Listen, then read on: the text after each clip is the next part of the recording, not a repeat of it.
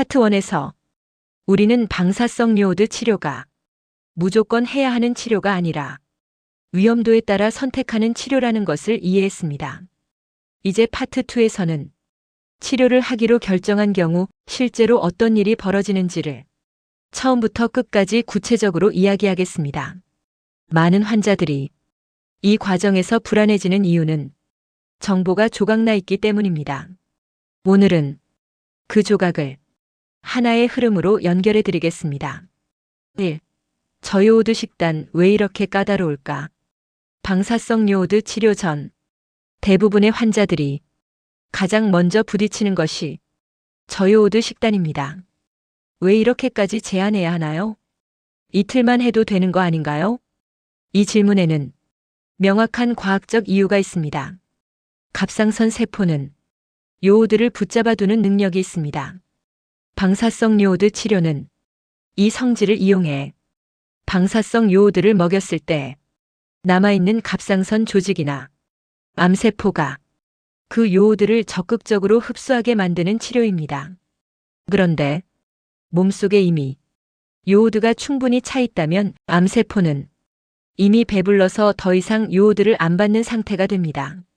이때 방사성 요오드를 투여하면 치료 효과가 떨어집니다. 그래서 치료 전 2주 정도 저요오드 식단을 하는 이유는 남아있는 갑상선 세포를 요오드에 굶주린 상태로 만드는 과정입니다. 이 개념을 알면 식단을 지키는 이유가 억울함이 아니라 치료 성공률을 높이는 준비로 보이게 됩니다. 2. 저요오드 식단에서 실제로 중요한 것은 완벽함이 아니다. 많은 환자들이 저요오드 식단을 하다가 스트레스를 심하게 받습니다. 이거 먹어도 되나요? 한번 실수하면 망한 건가요? 결론부터 말하면 한두 번의 실수로 치료가 망가지지 않습니다. 중요한 것은 요오드 섭취를 평소보다 확실히 낮추는 방향성입니다. 해조류를 끊는 것, 요오드 첨가 소금을 피하는 것, 건강 보조식품 특히 해조 추출물을 중단하는 것, 이 세 가지만 지켜도 대부분 충분한 준비가 됩니다. 인터넷에 떠도는 완벽 저요오드 레시피 강박은 현실에서 필요 이상으로 환자를 지치게 만드는 경우가 많습니다. 3. 치료 전 갑상선 호르몬 중단 왜 해야 할까? 치료 전에 갑상선 호르몬 약을 일정 기간 중단하는 경우가 있습니다. 이것도 환자 입장에서는 힘든 과정입니다. 피로, 무기력, 부종, 우울감. 하지만 이 과정 역시 치료 성공률을 높이기 위한 준비입니다. 갑상선 자극 호르몬 TSH 높아져야 남아있는 갑상선 세포가 방사성 요오드를 더 강하게 흡수합니다. 즉, 갑상선 자극 호르몬을 인위적으로 높여 암세포를 요오드 사냥 모드로 만드는 과정입니다. 최근에는 호르몬을 끊지 않고 주사로 갑상선 자극 호르몬을 올리는 방법도 있습니다. 이 선택은 환자의 직장, 생활, 체력에 따라 의사와 상의해 결정할 수 있습니다. 이건 역시 치료가 아니라 전략의 선택입니다. 4. 실제 방사성 요오드 치료 당일 무엇이 일어날까? 치료 당일은 생각보다 단순합니다. 병원에 입원, 방사성 요오드 캡슐 복용, 일정 시간 물 섭취, 격리 병실에서 대기. 대부분의 환자들이 이렇게 간단한데 왜 이렇게 큰 치료처럼 느껴졌지? 라고 말합니다. 하지만 중요한 것은 복용 이후의 격리 관리입니다. 5. 격리는 왜 필요할까? 방사성 요오드를 복용하면 일정 기간 동안 몸에서 방사선이 나옵니다. 이 방사선은 주변 사람에게 불필요한 노출을 줄 수 있습니다. 그래서 격리는 타인을 보호하기 위한 과정입니다. 일반적으로 13일 병원 격리 이후 집에서 추가주의 기간을 갖습니다. 이 기간 동안 지켜야 할 것은 과장되어 전달되는 경우가 많습니다. 실제 핵심은 단순합니다. 어린아이와 밀착 접촉 피하기, 부부 침대 분리, 화장실 물 2번 내리기. 이 세 가지만 잘 지켜도 가정 내 방사선 노출은 의학적으로 안전 범위 안에 들어옵니다. 6. 가장 많이 묻는 질문. 나에게서 방사능이 계속 나오는 건가요? 정확히 말하면 시간이 지나며 빠르게 줄어듭니다. 첫 24에서 48시간 가장 강함.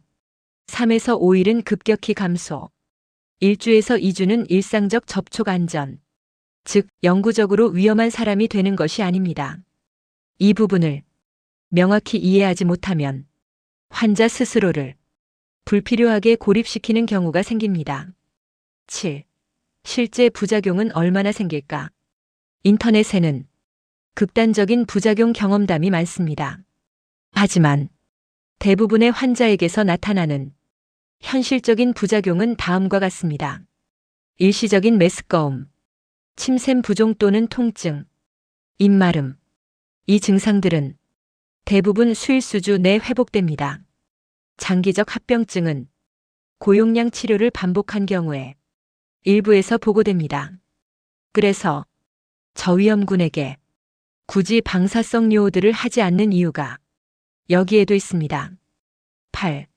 침샘 관리 진짜로 중요한 이유. 방사성 요오드는 침샘에도 흡수됩니다. 그래서 치료 직후 사탕이나 레몬 캔디를 쉽게 하는 이유는 침샘에 머무는 방사성 요오드를 빠르게 배출하기 위해서입니다. 하지만 너무 빨리 사탕을 시작하면 오히려 침샘에 더 많은 요오드가 들어가 부종이 심해질 수 있습니다. 일반적으로 복용 후 2~3시간 뒤부터 시작하는 것이 권장됩니다. 이 디테일은 병원에서 짧게만 설명되어 많이 놓치는 부분입니다. 9. 치료 비용과 보험 구조. 방사성 요오드 치료는 건강보험이 적용됩니다.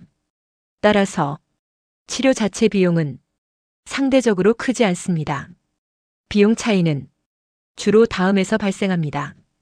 2번 일수, 병실 선택, 제조합 TSH 주사 사용 여부, 그리고 이 비용들은 실손보험에서 대부분 보전 가능합니다.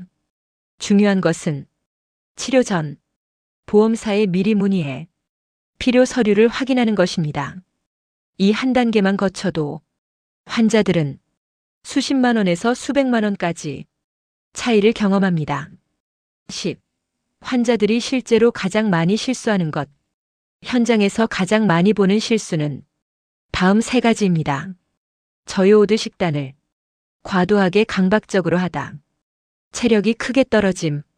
격리를 필요 이상으로 길게 하여. 우울감과 불안 증가. 치료 후 추적 검사를 늦추거나 아예 건너뛴. 방사성 요오드 치료는 끝이 아니라 장기 관리 체계의 시작입니다. 이 점이 가장 중요합니다. 11. 결국 치료는 선택이다. 정리하면 방사성 요오드는 모두가 해야 하는 치료가 아닙니다. 하지만 필요한 사람에게는 매우 중요한 치료입니다.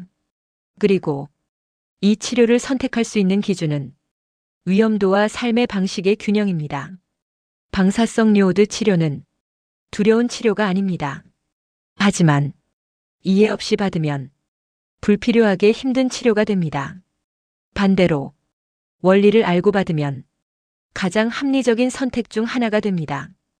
파트 1과 파트 2를 모두 이해했다면 이제 당신은 방사성 요오드 치료에 대해 대부분의 환자보다 훨씬 명확한 기준을 갖게 된 것입니다. 그리고 그것이 치료를 선택할 수 있는 힘입니다. 오늘도 회복 시간이 도움이 되셨다면 좋아요와 구독으로 함께 해주세요.